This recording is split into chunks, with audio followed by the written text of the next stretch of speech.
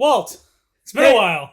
Hey, Chris, how are you? Good, how are you? Not bad. Good. Hey, everybody.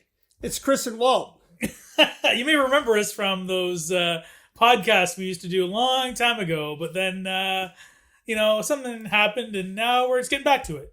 That's right. Hey, this is comic culture. And we're taking another stab at it here. We're trying to go every week from here till eternity. Yeah. And so, Chris, it's let's just call it, we don't want to be date specific. No. We're in the middle of this gosh darn goddamn COVID pandemic. Yeah. How are you faring with this whole thing? You know what? Okay. It's weird not being able to, be as social as you would like to be. How about you?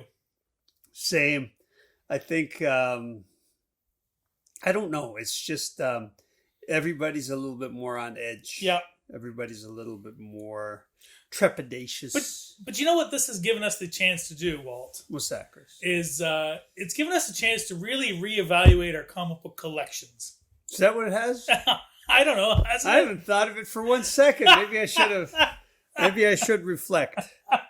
I don't know. I've used the time to kind of look at my books and start rebagging and boarding some of those books and stuff like that. Yeah. So hold on. Let's. So what you're telling me is this. Yes. This is a bit of a downtime. Staying at home more. Yeah, I have to, unfortunately. So you revisited your comics. Well, I figure, you can't go out and visit your buddies because you're supposed to be socially distancing. Right. So you might as well, there's only so much time you want to spend with your wife. Hello. I mean, as much as I love my wife. Yeah, God. I love mine too, Chris, but, we're romantics at heart, you and I. Right. The women don't know how lucky they got. They really don't. Okay, so you've gone through your books. So when's the last time you did that? Like this?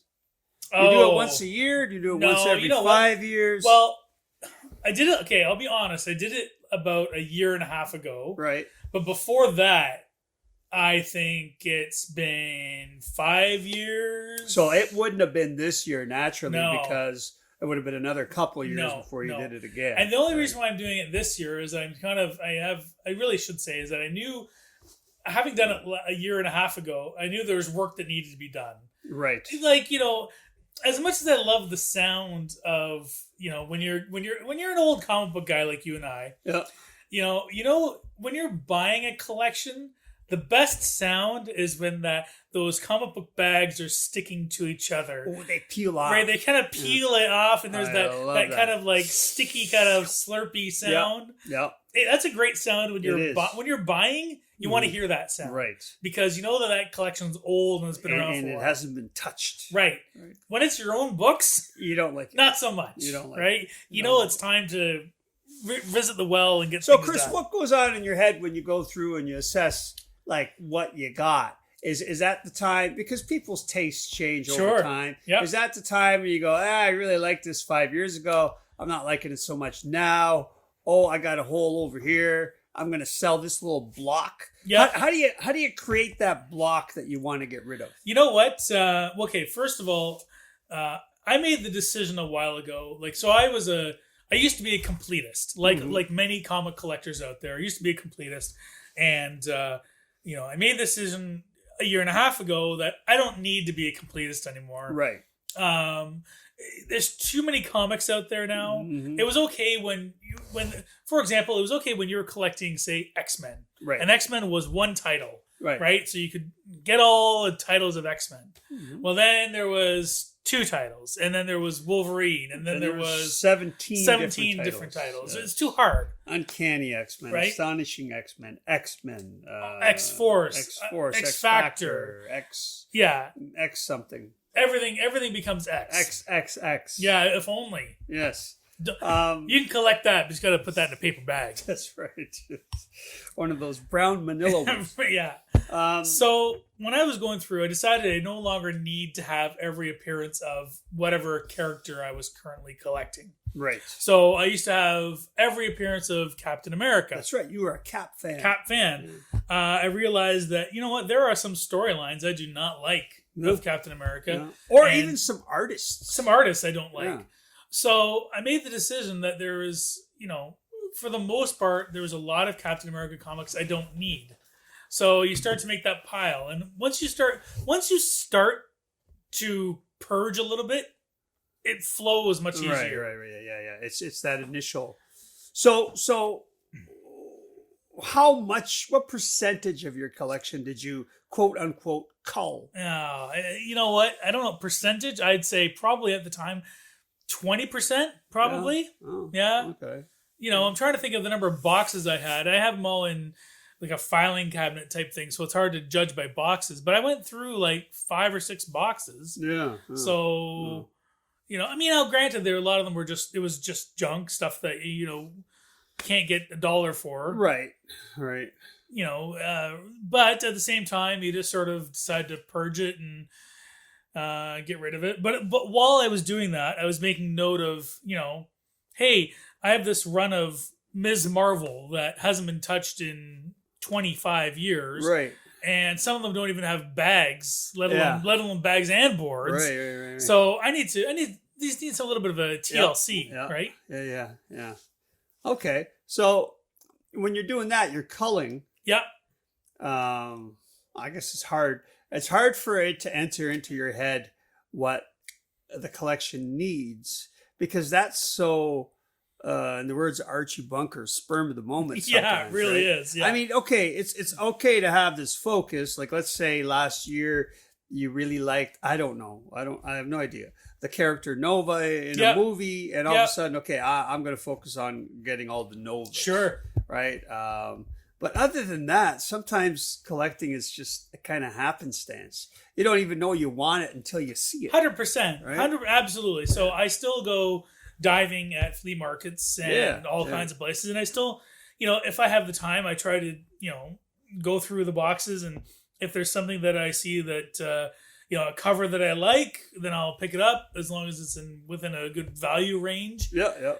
But at the same time, so you know, like a lot of collectors, not every collector, but like a lot of collectors, I've bought and sold many times over the years. Yep. Right? Yep. So what I'm realizing now in my later years in life, that there are books that I wish I had not sold, that I wish to, and I don't even mean purely on value wise, but just having them, yeah. Right? Because they're hard to find now. For example, I used to have all of Sojourn from CrossGen. That's right. Right? That's right. Greg Land. Yep. Beautiful artwork on the inside, beautiful covers. Yep. I had all of them, sold them at one point, and didn't get much for them probably 50 literally cents each, maybe 10 cents. Yeah. Right? So, and now it's one of those things where you think, I'd like to have those again, and I cannot find those anywhere. Nobody has them. Yeah. Comic book stores don't have them. Yep. Flea markets don't have them. Yep. Nobody has them. They're not worth anything, but nobody has them. The thing is, though, with those two, because CrossGen, they didn't have a big print run. No. Right? So good luck trying to go find them. Right? And this is what I mean. Like, so there are books out there that aren't really worth anything. You know, I mean, okay, they might be worth $5 each, but they're not like $100. $200, right. Right. Exactly. But I just can't find them, you know? Yeah. So that's what I'm on the lookout for now. Would you say, like a lot of people over the last, say, 5, 6, 7 years, you're focusing more on, because you're not a completist, so you're not collecting the Cap run again and stuff like that. Done with that. Are you focusing more on covers, or are you focusing more on appearances of characters? Both. So, you know, I like Cap, but I decided I don't need every Cap appearance. Right. And I certainly don't need every Cap issue or anything like that. What's the story, jumping ahead, what's the story arc you want to re-get? Story arc? Yeah, like issue 200 to 220. Oh, you know what I mean? Geez. You know what? Believe it or not, so I'm trying to get the Dave Cockrum era of X-Men. That's right. Right. Yeah. And they're not all super expensive. Some of them are relatively inexpensive. I'm trying to get those books. I'm trying to get John Byrne's Fantastic Four. Yeah, a lot of guys want that. There's another guy that came to the shop, goes, "Oh, well, I just need FF run." Yeah. I go, "Oh man, that's which one?" He goes, "Oh, the Byrne stuff." I go, "Oh, yeah, I can get that." And they're not expensive. Yeah. But at the same time, I also want like the John Byrne run of She-Hulk. It was fun and quirky at the time, and I collected it when it came out, and I think they had some pretty interesting covers where they did parodies of other magazines and covers. Yeah. I would like that kind of stuff, but at the same time, I'm always on the lookout for, like the Norm Breyfogle era of Batman, where there's like Scarecrow and Robin for years, the new Robin. Right. So there's lots of different stuff that I'm on the lookout for, but at the same time, I'm still collecting characters. I still collect Power Girl appearances, all that kind of stuff. But mainly just covers. You and I were looking at Archie covers the other day. Archie's a comic book that 10 years ago didn't interest me at all. Right. Zero, like less than zero. Right. And now I have a new appreciation for those covers. Right. And those covers are fantastic. And you know what? I love the covers now of Archie where Betty and Veronica are like sizing up the guys. Yeah. Right? It's usually Archie sizing up the girls. Yeah. Right? Yeah, exactly. Yeah. Right? But then there's a whole bunch of them where Betty and Veronica and the word play between them has something to do with, the guys. Oh, yeah. Something like that. One of my favorite ones in that, my favorite example of that is, Veronica's like saying something like, "Oh, that Archie, I can read him like a book." And then Betty says, "So how many other books have you read lately?" Or something like that. Right, exactly. Exactly. Just, yeah. There's so many of them. Many of them, and they're super fun. Yeah, absolutely. They're just fun. And I'm just at that point now where I'm collecting covers. If I like the cover, for whatever reason, if it's a fun cover, if it's a different take on a character type of cover. It's funny. I forget. I think it might have been Life with Archie, and this one doesn't have anything to do with good girl art or a well-drawn Betty or well-drawn Veronica. Sometimes, Chris, if the gag on the cover works, I just can't stop laughing and I want it. Yeah. There's one, I think it's Archie and Me or something like that, where Archie's at the dojo and they're all, I don't know, it's like some board breaking. And there's this nerdy little kid with glasses, and he's got the board on 2 bricks, and he's got the saw out, and he's cutting the board, right? And I don't know, I just when I see it, I laugh, right? Yeah. It's like this kid figured it out. Hey, I know how to, break this board. I can get this board in 2 pieces. Yeah, no I problem. can get this board in 2 pieces, no problem. Yeah, using his brains rather than his brawn. So right? So I mean, in my case, my collecting has absolutely changed over the years. Yeah. It's gone from being a completist, to something where, to where I collect covers and just stuff that interests me. Do you think, do you find that it's nostalgia driven? Part of it is. Yeah. Part of it's nostalgia, and part of it's a new appreciation for the style of art. Right. Yeah. Like, I didn't like Archie style art for a long time. I appreciate it now more. Right. Yeah, because Archie's not nostalgia. No, I never read it. You never read it. Right? You're right. Yeah. No, but I'm there's something in me that's now changing where I appreciate different styles of art. Even Marvel and DC art. Guys like cover artists, guys like George Tuska and those guys that sort of second. I don't want to say second tier, but not ones that first come to mind when you think of Marvel and DC artists. Right. I have a new appreciation for those guys too. Yeah. Like through your splash pages that you've been doing on. You know who I have a massive just like over the top appreciation for now, thanks to those splash page posts I do every week. It's goddamn Jack Kirby. I was just gonna say, like, I've always liked Jack Kirby, but Jack Kirby was like Jack Kirby's like water. Yeah. You have a drink, when you're thirsty. Yeah. You know what it is, and you take it for granted. Totally. You take totally it for do. granted. Yeah, absolutely. We've all taken Jack Kirby for granted because he was so prolific. Yeah. He was so instrumental in everything. Yeah. That style is so, whatever. And then you look at some of those splash pages and the level of creativity he brought in the 40s, and then he brought it again in the 50s, and then he brought it again in the 60s, and then he brought it again in the 70s. It's like ridiculous. The guy's imagination is a machine. Yeah, it defies any kind of logic, to tell you the truth. Yeah. And but it took just looking at, okay, look at this. Holy moly, is this guy off the chain? It actually, I remember sending you a couple of posts of some pages from I think it was Jack Kirby's grandson or something like that. Had posted something on, I don't know, some website, and I saw it and I thought, that is absolutely fantastic. Like, I couldn't get over the detail and the breadth of the images that was going on, and I really started taking a second look at this guy's artwork, because when I was in my teens, I knew who Jack Kirby was. He helped create Fantastic Four. Sure. He was a great artist, right? Yep. But I didn't really understand what he's, his art. Just how important he was. To comics, right? Yeah, he's the grease. Yeah, is what he was. He kept things humming. Yeah.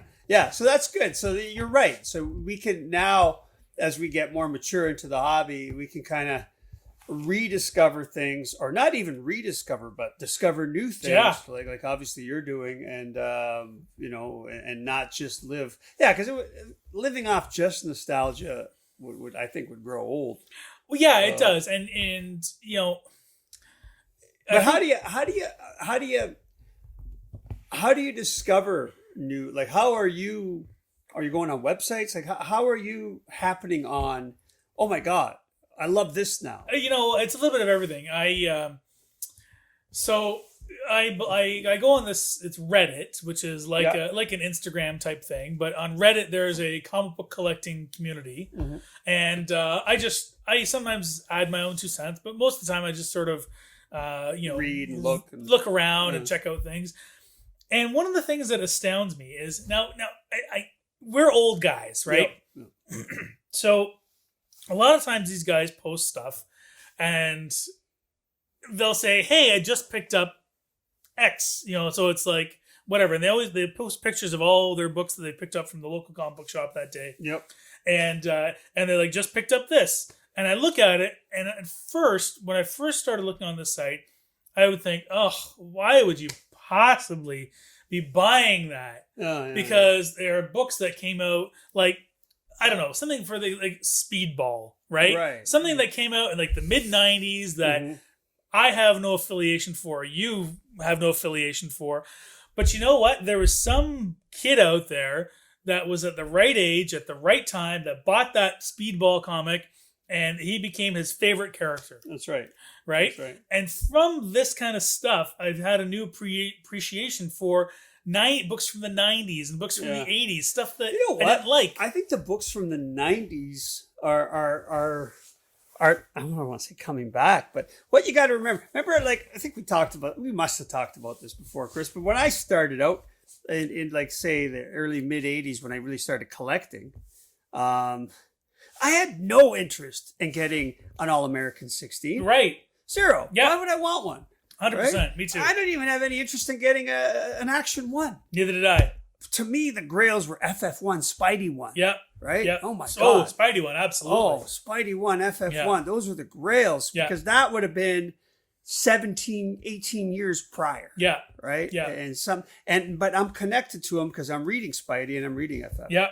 And we can't lose sight of the fact that somebody that grew up in the 80s and 90s, they're 11, 13 years old when Jim Lee hits with X-Men 1 and McFarlane comes out with Spawn and so these guys and girls, to them, those books are cool, but even past that, the 20-year-olds now, to them, These are 29-year-old comics. Absolutely. Right? Jim Lee's a fantastic artist. Sure. Right. And what we lose sight of, and I don't know how this happens. I don't know how there's some sort of law, law of motion or chaos law. I don't know how this works, but what happens is, there were 5 million copies printed, a million each of the covers, but somehow they've all just kind of soaked into the ground. Yeah.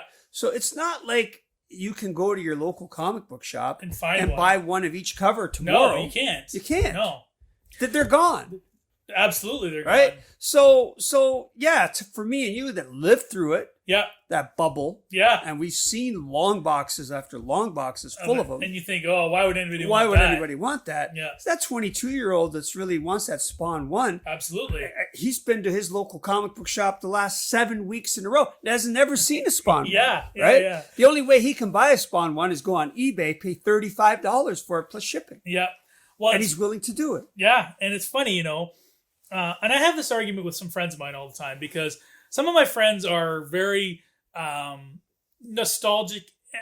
I don't want to say snobs, but like when it comes to nostalgia is the best nostalgia, right? Yeah.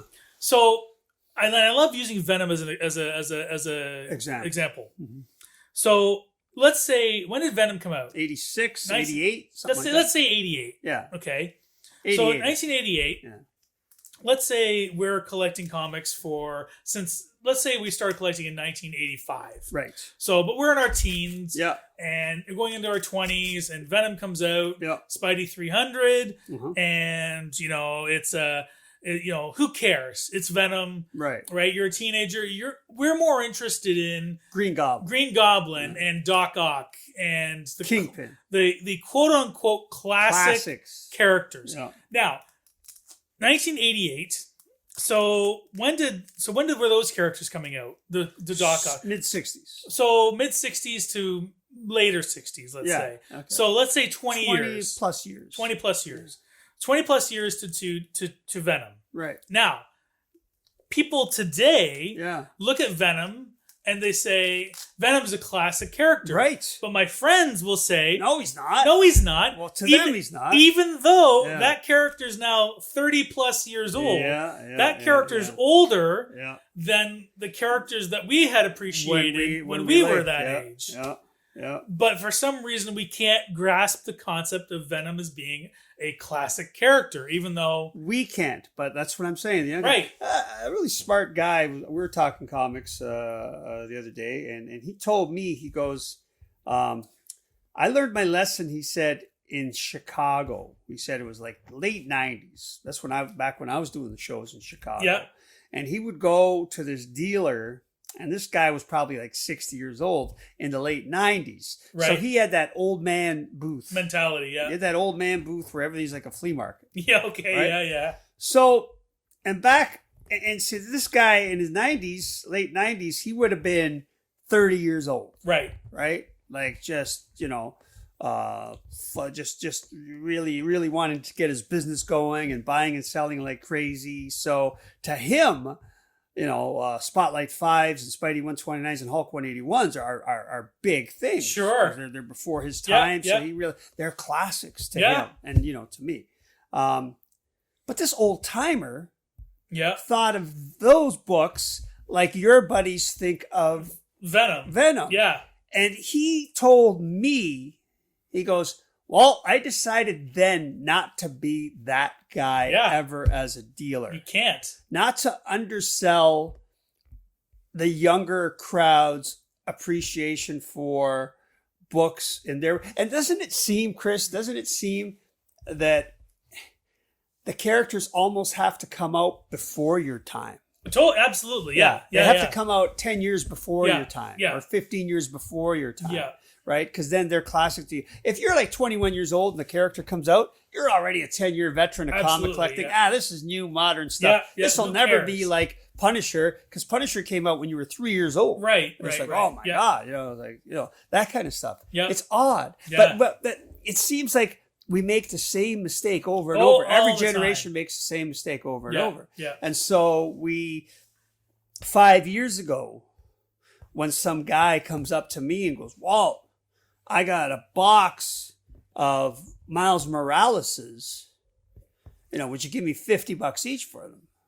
Right. They're worth like 80. Yeah, And he's got like 20 of them. He wants to sell me for $1,000. I go, what are you? Are you crazy?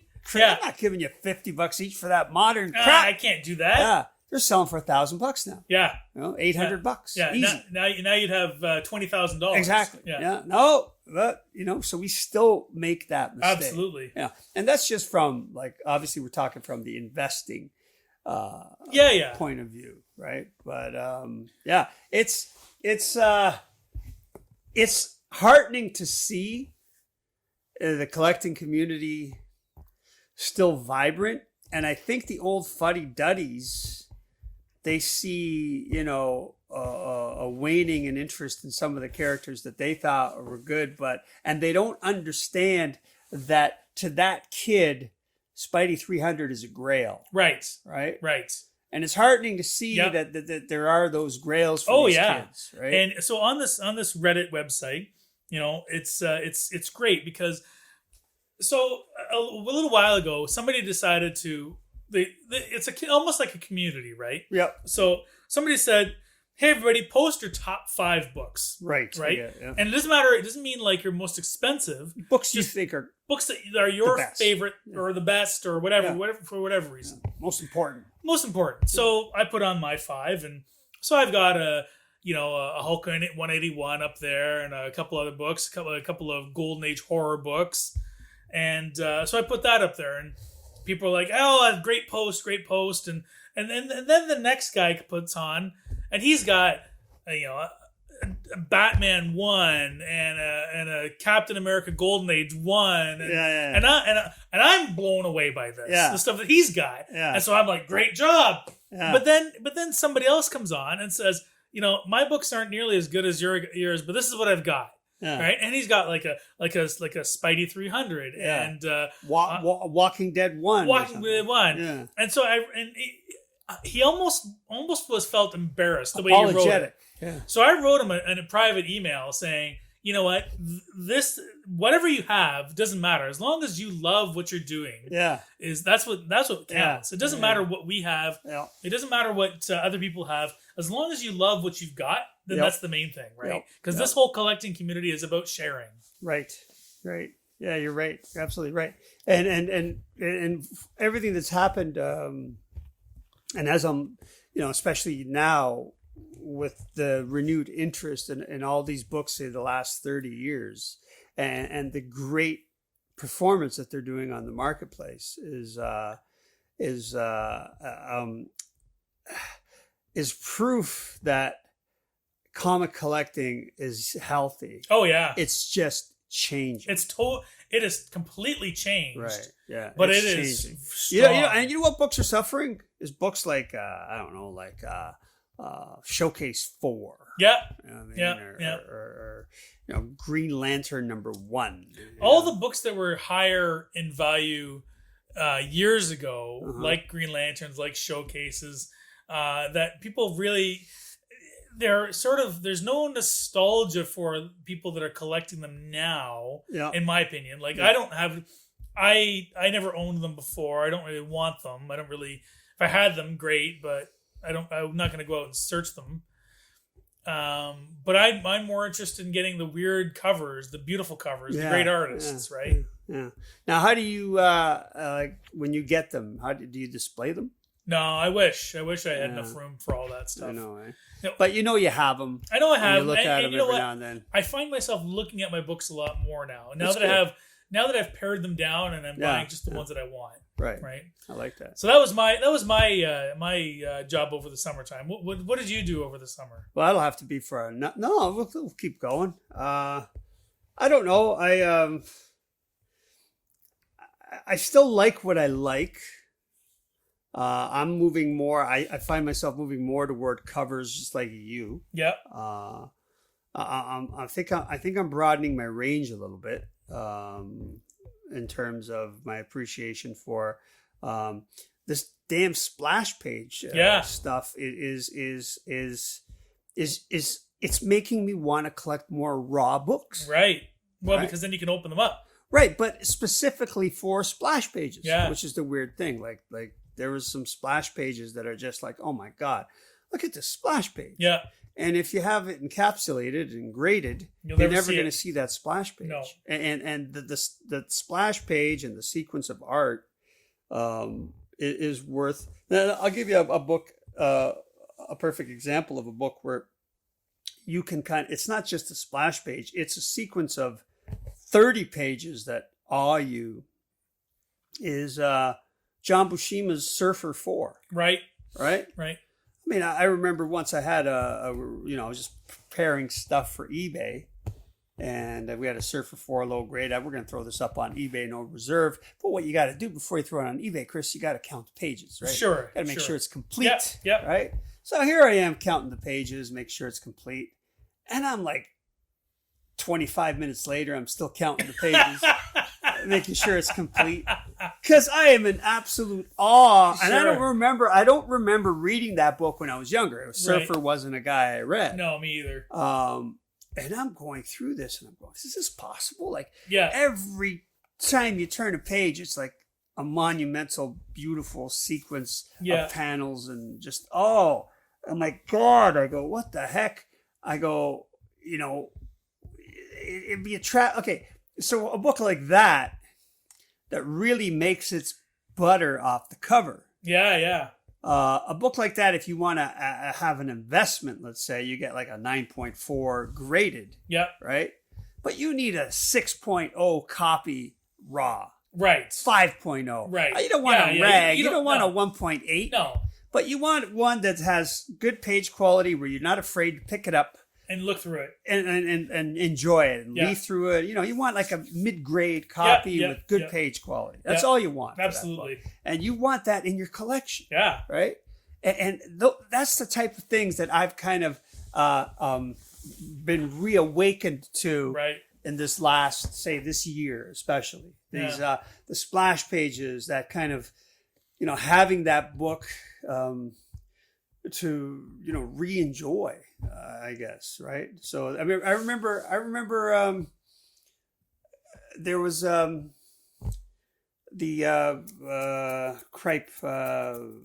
Frank Miller's Daredevil. Is it Born Again? Yeah. Born Again. I remember when it came out, a young guy was reading it, and I really loved that scene where Spidey comes to visit Kingpin. Right. In his office. Yeah. And the way it was written, kind of like the Kingpin knew he couldn't take Spidey. Kingpin wanted to get to some, I don't know, I think it was like to warn the others that he's there. Yeah. But Spidey kind of was maneuvering with, like there was a political play and a power play between them, a tension between them. And I loved that scene. And I was going back and I had a set and I was putting, we do things called value packs. Okay, yeah. Where we put sets together, like arcs together. Right. So it's hard to sell in the $2 basement. Sure. Part 3 of 5 or something. Yeah. How are you going to do that, right? Yeah. So you got to pipe point 1, 2, 3, 4, and 5, and you put $9.99 on it, and it's $2 each, and that's the way you sell it. So I remember we found a set of that, and I go, hey, and I was looking for that scene. Yeah. Right? It was kind of reminiscing. I was looking that's for that awesome. Scene. And that was good. That's a healthy thing. That means you kind of are still enjoying comics. And Absolutely. You enjoy your memories of comics. But I don't know. My I think also this year too is probably of I don't need the big books, right? Like I thought I did. Yeah. Like I don't need to own an AF-15. Right. 10 years ago, I needed to own one. Yeah. Right. But right now, I don't need to own an AF-15. Yeah. Right. I would rather right now own a Surfer 4. Yeah. Right. And it's funny because AF-15 really, the only thing that book kind of represents to me anyway is value. Right. That's all it represents for me. Right. Is value. Yeah, is value. Is knowing that if I had it, it'd be worth a lot of money. It'd be worth a lot of money, right. Yeah. And I'm thinking, I don't know, but no, I think AF-15, I don't think you can group AF-15 in with my example of All-American 16.